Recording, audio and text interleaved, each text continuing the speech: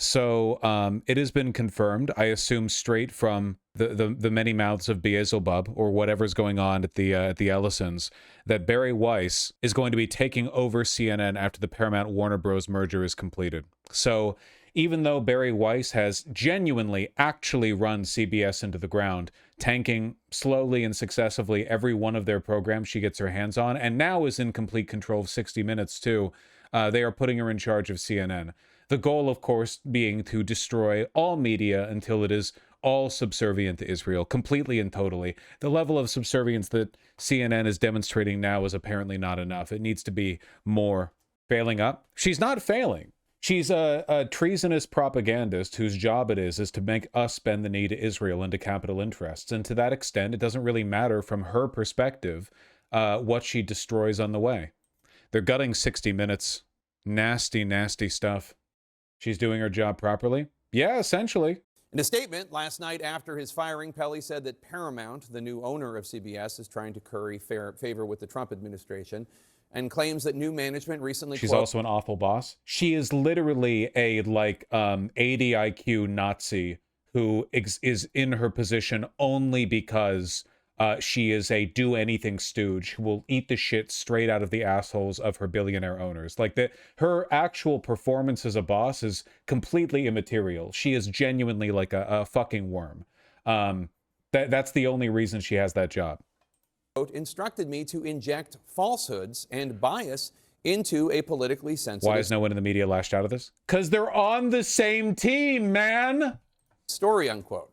Pelley says that he ignored and refused those instructions. We're trying to find out exactly what he's referencing there. In a statement, a CBS News spokesperson said, quote, "There is no political interference at CBS News, not from ownership, not from Barry Weiss. The only interference is the normal back and forth between editor and correspondent that happens in every newsroom." Oh, but yeah.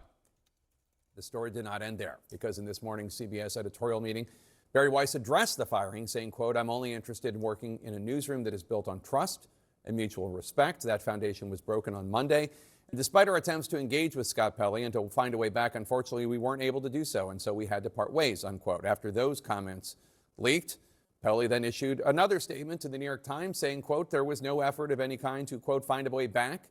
As Weiss said in the editorial meeting, at no point did anyone in the Tuesday meeting suggest that there could be steps taken by either side that would lead to a resolution, unquote. A Paramount spokesperson pointed to a Wall Street Journal piece outlining that CBS President Tom Zebrowski opened that meeting and said the purpose was to figure out how to go forward. Imagine doing this segment knowing she's about to hear a boss. Tapper is already a fucking disgusting cretin. I promise you that Tapper will not be leaving CNN because of Barry Weiss's ascension to it. He is already in lockstep with that agenda. The article reads, quote, "At the beginning of the meeting on Tuesday, Zebrowski told Pelley that he had a long legacy with 60 Minutes and that they would like to talk to him about, quote, how to reach a point of civility and go forward, according to a person familiar with the matter." Now let's zoom out for a second to look at the core issues here and why this larger 60 Minutes overhaul may be happening, because this story is relevant when it comes to two significant developments in American media right now.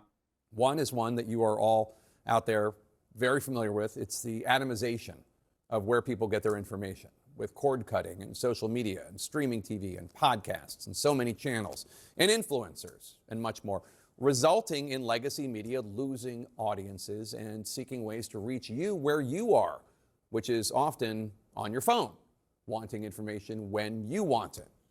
Second, this is also a story of media consolidation and those who are trying to build big mega companies in the environment where That's great. Get to the point. Is damaged through this. What Nobody the wins. fuck is this guy's one face? of those rare media entities, Jake. Looks poorly that can cut drawn. through the noise and cut through the clutter. Scott Pelley was, I think, the living Mount Rushmore at CBS News when we worked together. I mean, I wasn't called Scott in the office. I was called Scotty Mac, McFarlane, or Hey You, come over here, because Scott Pelley was Scott. That's the reverence with which he was held at CBS News. I'm surprised that anybody would get rid of a transcendent personality who can attract an audience or who is associated with the strength of a brand. You watched Scott Pelley on 60 Minutes, you knew you were going to get a comprehensive report. And now he's gone. Different stories, right? I've always felt like that company has its policies. They said I violated them. I thought I had said something was accurate, fair, and true. This is different. And there's two basic principles. If it ain't broke, don't fix it. Okay? Yes, 60 Minutes ratings are down in the last 10 years because of the splintering of the audience. So CNN is cooked. Is there anything left? Genuinely, not really, no. I mean, obviously, there are publications that'll tell you the truth, right? Like you can get, I don't know, Drop Site News or whatever, The Intercept. There are places you can go that are better. But by and large, independent and mainstream media are all being wrapped up under the same, you know, the big bindles coming from them all. They're all getting wrapped up. Financial Times, yeah. No, really, it's quite bad. I trust foreign media more than ours now, as long as it's not out of Germany. Did you say Everyone's ratings are down. Yes, there is no journalism enterprise in the Western Hemisphere that has the cultural impact, the political impact, the stature that 60 Minutes does. So the notion that they're trying to fix it, either they're messing it up or something else is going on. And the straightest line Is Barry Weiss taking over? Yes. At least that's the plan. David Ellison promised to respect the editorial independence of 60 Minutes in a call with Leslie Stahl. Oh, I'm sure. I'm sure. That's why their top guy left, because you were respecting the editorial independence of 60 Minutes. Why even bother pretending, man? 60 Minutes hosted his exit interview with the New York Times. Yeah, sure. Sure. See, the problem is it's an hour long, and I've got a lot to cover. We might come back and cover this in full sometime soon. I'm going to be able to ask her these questions. She's going to be able to explain what happened. But it really didn't occur to you that you could be fired after so many of your colleagues had been let go, after you'd had this, very contentious interaction with your new boss? You know, some reporter I turned out to be. I just didn't connect the dots. I mean, was this meeting contentious? Yes, but 60 kind of in a microcosm, a great example of how arrogant liberal institutions and their caregivers have been. Like, this guy is a legendary journalist, but it never occurred to him he might be fired after his network got taken over and he got placed under the charge of a lunatic hyper-Zionist whose one and only goal is to make us bend the knee to a greater Israel. Like, that didn't occur to you at any point? You think you're that indispensable? They will destroy our entire civilization to get ahead. You know this. You've been covering it. You know how this works. Minutes is known for two things: a ticking stopwatch and hard questions. And we ask ourselves those hard questions in the shop because they sharpen us and make us better. There was a screening once with Mike Wallace, and Mike and the executive producer and founder of 60 Minutes, Don Hewitt, got into a big argument about a script. Wallace jumps up in the middle of the screening, throws his script up in the air, and yells at Don, "Well, then you write the effing thing." One of those pieces of paper comes down and slices an associate producer across the face. He's bleeding now. Aura. He's got a paper cut on his face. That was about a story.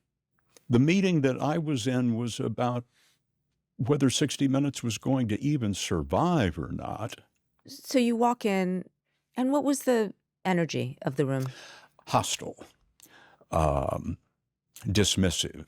Before I could take my seat, Tom Sobrowski said, "This is a firing offense."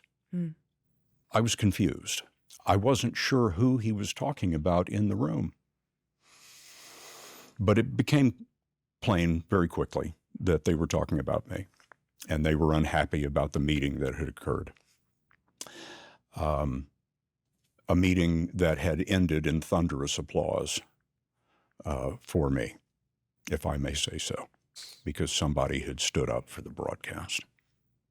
So I sit down, like, okay, well, let's talk about it. Tom accuses me of physically abusing Nick Bilton. God, they're so fucking funny, man. Zionists really are the whiniest motherfuckers in the world. They can't even stand by their own ideological priors. They have to be like every single liberal institution will be gutted because anyone with any integrity will be accused by HR of like shoulder checking somebody in the hallway. It's like my bit, but they're doing it. They're like, when you spoke loudly at me about the importance of defending liberalism, the free press, and democracy, that was actually like assault. Like you were assaulting me, you know? Always, This yeah, is a endless lie. victims. Always endless victims. I didn't Always, come always, within always, 10 always, feet always. of Nick Bilton. In my life, I have never put my hands on anyone in anger. Not one time. I think if anything, it shows the ideological insecurity of Zionists. You know what I mean? Like when Nazis took over private media and gutted it and made sure that everyone stepped in line with the Nazi party, they would make ideological accusations. You're anti-white, you're anti-German, etc., etc. But in this case, like they don't have the stones to fire our boy over here. They don't have the stones to fire Scott over like the actual reason they want to fire him, which is because he's not sufficiently subservient to the administration and to Barry Weiss specifically and to the Ellisons. Instead, they have to be like, well, like the way you threw those papers in the air was unacceptable. It was like really toxic, you know? They're insecure. They don't even like believe in their own ideology. They can't stand by it. They don't want to make arguments in favor of it. And when he was caught in that lie, he said, well, okay, I take that back. See, and I said, great. Like this. Conversation proceeded a little bit. I turned to Barry Weiss, who was sitting to my left, and I said, but let's talk about the firings. Why were the firings necessary? I'm not answering that question. Well, how did Tanya Simon not lead the broadcast brilliantly? I'm not answering that question. Okay, Sharon Alfonsi, Cecilia Vega. I mean, what possible reason could there be to take them off the air? I'm not answering that question. So now I'm detecting a pattern. Are you? That's going to go nowhere. She is still going to stonewall about why she took all these people out. So I'm thinking that the meeting's going to carry on. We're going to have a long conversation. I'm going to hear from them about what they think. They're going to hear from me about what I think. The temperature in the room is low, but it's very hot. Oh man! Again, like they really are the last people. It's like it's very Ozymandias. You know, you're the smartest guy I ever met, but you're too stupid to figure out she made up her mind 10 minutes ago. You know, like you're, and I'm not like Scott's not a stupid guy. He can't be a stupid. He's not stupid.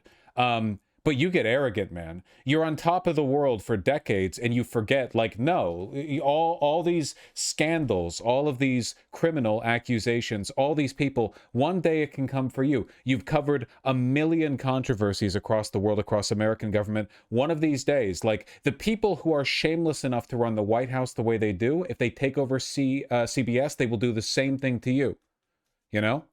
This guy's the very definition of ivory tower liberal. Yeah, but it's in a way, it's like it's tragic, but it's contemptible as well. It's tragic because he's not even a little bit at fault here. I'm not saying Scott's like a perfect communist or whatever, but this is obviously a competent, legendary journalistic figure getting gutted because he is not bending the knee enough. But at the same time, it's a little contemptible because it's like, man, you really didn't think it could happen to you. I'm not saying you supported it until it happened to you. You've always opposed it, but you didn't think it could happen to you? It never occurred to you that your reputation might not be enough to save you from what happened to every other person. Hostile from their side. I'm speaking about the way I'm speaking to you now. Very quickly after the meeting began, Tom Sabrowski said, "This conversation is over." I was stunned. I didn't have a 60-minute stopwatch in that room. I don't know how long it lasted really, but I think it was about 10 minutes. So they tell me, that is to say, Tom Sabrowski tells me as I'm walking through the door, "You'll have our answer in a few minutes." Mm. I went over to my office and... Or in other words, they made this decision a long time ago and they only brought you into the meeting in an attempt to baselessly accuse you of assault in the hopes that you would cede the point and then they would just fire you for that reason. Much to my surprise, all of my guys on my team were still there. They wanted to know what happened in the meeting. What was that all about? Did they explain why our people were fired? This could have been an email. I sat down in my office. It has a big plate glass window that looks out on the newsroom, and there were a whole bunch of people standing out there, but I didn't think anything of it. I'm waiting to find out what my fate is.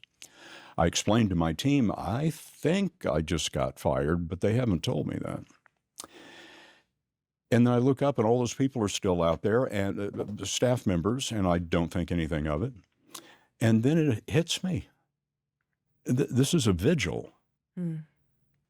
An hour goes by, 2 hours go by, 3 hours go by, 4 hours go by, and I go back outside and said, I'm leaving. They've been standing out there for 4 hours. I said, I'm leaving. You guys have got to go home to your families right now. I doubt they're going to tell me tonight. So I packed up and left just so those people would go home. And not long after that, the email came through and said that I'd been fired. Just to understand An email.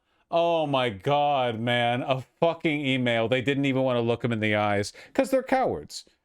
The massive pussies. They did not want to look him in the eyes when they did it. That's why they didn't do it in the meeting. They would have done it in the meeting. Position in this, you would have been open to a path forward. You wanted to remain at 60 Minutes? Absolutely. A path forward to me was a obvious conclusion for what this meeting was going to be about. That's exactly what I thought. And I expected them to say, look, this is why we had to fire everybody. I mean, your questions, Scott, are valid, and here's why we did what we did. So stay at 60 Minutes? Absolutely. It didn't occur to me that this could happen. But Scott, in a meeting, you accused Barry Weiss, the head of the network. It is a kind of tragedy. It really is, you know. You just like it's like the fascist version of climate change is viewing disasters filmed through other people's smartphones until one day you're filming it yourself with your own smartphone. You know what I mean? There's like this psychological barrier that makes it so for a lot of them. I mean, I guess not for me, because I've been crying about this for years now, about the erosion of free speech in America. But for them, like they really cannot imagine it coming around to them. It sounds like we're supporting this dude. Well, this guy is like the epitome of the liberal, I guess technocrat's the wrong word, but he is the product of a meritocracy. In a limited sense, he is competent. He is good at what he does. He's a legend. Falling, not because he doesn't think fascism is a threat, because he does, right? He's not like Antifa. He's anti-fascist. He doesn't agree with fascism.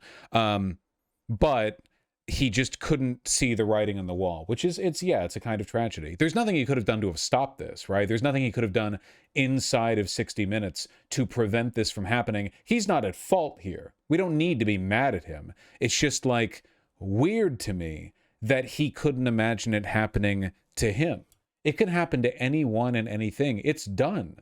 The experiment is done. It failed. Capitol now has complete unfettered control over the country, and in a fashion unique to this era, unlike previous, because to an extent Capitol's always had enormous control over the country, but there is no counterbalance now. There's no prevailing norm. There's no gentlemen's agreements. It's just raw ego.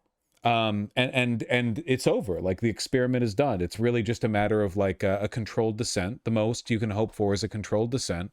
And but a lot of them don't get it. You know, a lot of them just don't get it. Wanting to murder the show, of coming into 60 Minutes with the agenda to dismantle the institution, and you did not think that that was going to have repercussions that could lead to your firing? We used to be able to have conversations like that at CBS News. The difference today is that the people running CBS News will not be questioned. I want to take a step back because, of course, all this didn't happen in a vacuum. The saga really at CBS News began when David Ellison, the son of Oracle billionaire Larry Ellison, took over CBS as part of his purchase of Paramount. Yep. Right-wing billionaires control basically all media now. It's crazy. Like specifically Zionist ones too. Like very ideologically Zionist, Trump-aligned billionaires, not just sort of conventional or apolitical rich people, to the extent that a rich person can be apolitical. There was a lot of turmoil around that sale. The longtime previous owner of Paramount and CBS, Sherry Redstone, told my New York Times colleague. In a way, they always did, to an extent, but it's worth remembering that the gates really came up after Trump won a second time, because that was the message to the oligarchs that there were no consequences. If Donald Trump could do January 6th, if he could lead a violent insurrectionary mob in an attempt to steal an election and face no repercussions, nobody can be held accountable for anything. And all the limits are off. Really, it's just a race to the finish. There is a finite amount of wealth in the world, and if you are the fastest you can be to the end goal, to the maximum amount of grift and corruption and regulatory capture, you will make the most of it. It's a race to the whole pie, the whole cake of America is open for the stealing. They all recognize this, so they're all racing to do it as quickly as possible. They don't care that they're bringing about the end. It doesn't bother them. They don't care about this country or its people. They're in a competition with each other and to an extent with themselves, and that's all they really care about. You know? That she sold the company to Ellison in part because after Hamas's attack on Israel on October 7th, she wanted to devote herself to causes around Israel. I'm sure there were other reasons as well. Did you ever speak to Ms. Redstone about this? You know, this is an extremely interesting interview. I'm going to cover it in full sometime soon. Right now, though, since we're playing catch up with a week's worth of news, I think that this, as a little miniature, like a summary of the sort of Barry Weiss, Ellison takeover of media, I think it's a good, a good capstone. If I may, I was also shared this clip, and I would very much like to watch it again. I haven't seen this interview. This clip is new to me. Barry Weiss sends an email to my boss, Tanya Simon. Two of the things in the email include, can we make the protesters look more violent?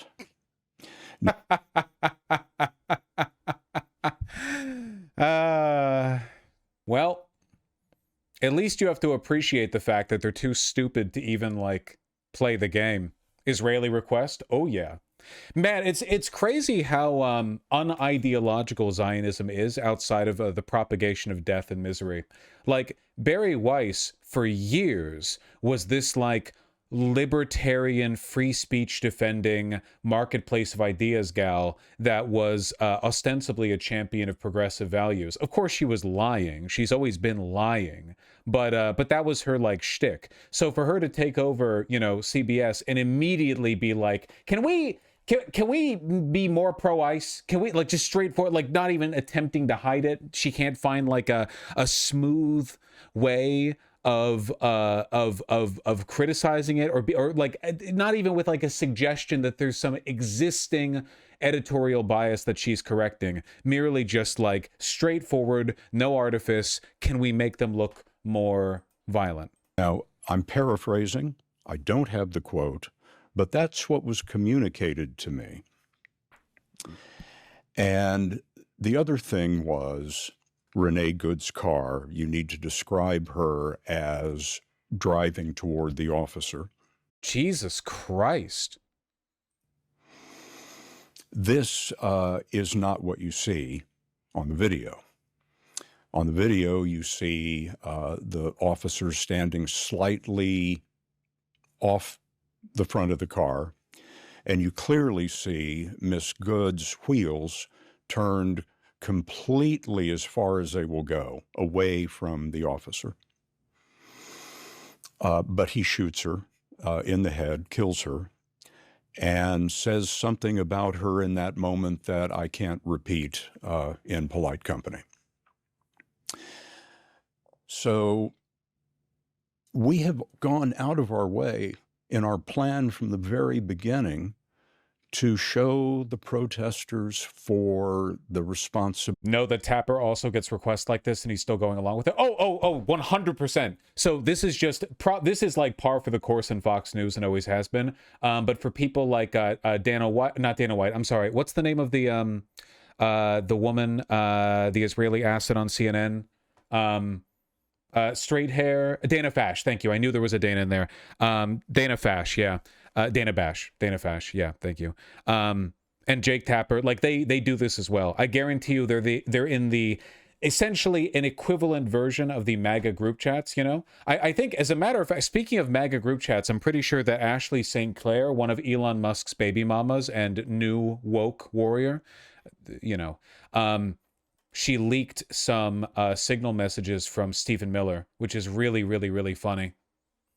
Ask people to call 10 white guys they know tonight and report back. White Boy November, the Ken strike back. Honestly, we need to get like conservative women all over X tomorrow to post videos telling the white boys to step the fuck up. I've always said this, that there's no such thing as organic conservative media. It's a pedophile ideology that exists in a vacuum. It would not exist without capital control of media. It only exists to the extent capital controls media. Like, they don't talk with each other like normal people. Everything always is astroturfed. No one has a sincere opinion. Nobody has an original thought. Everyone does what they're told to do. That's it. They're all the same in this respect. Everyone even remotely right of center, and a lot of people left of center too. Though I don't really think Tapper or Basher are left of center in any real sense. You know, they're just assets who are spreading, you know, their influence effectively or ineffectively. Ability that they had. We had already scrubbed the video archives looking for those scenes, but it somehow wasn't enough for Ms. Weiss. The video Remarkable. showed that the officer wasn't standing. Sorry, what's the point of these messages, Vosh? I don't get it. The point is that Stephen Miller, a Trump administration official and an asset of the White House, was giving public message directives to a random e-girl with no, not even really a member of the press, literally just an influencer. If the striation of conservative control of media is so great that even people at the very top are like directly DMing people like fucking Ashley St. Clair, telling them like, hey man, remember, we're White Boy November posting tomorrow. We got to get everyone hyped up for the White Boys. White Boy November posting tomorrow. Remember, like, think of the level of control they have going on behind the scenes. Think of the fucking group chats, man. Think of how much of a thumb they press down on the scale. And now he's out 5 minutes after Barry Weiss starts doing it to him. In front of the car, and she wasn't driving. They have no toward him, but that's what independent the or authentic culture. It's not. It literally doesn't exist to them. president said about that, and that's the way she wanted it described. Phenomenal. Yeah, 60 Minutes is dead. 60 Minutes is dead. CBS is dead. CNN is next. To the extent that CNN's not already dead again, Dana and Jake have already been, you know, they're already ideologically aligned with Barry Weiss. Many of the people at the network are. All mainstream media will be like this soon if it's not already. Democracy is dead. That's true. That's pretty true. Segment over.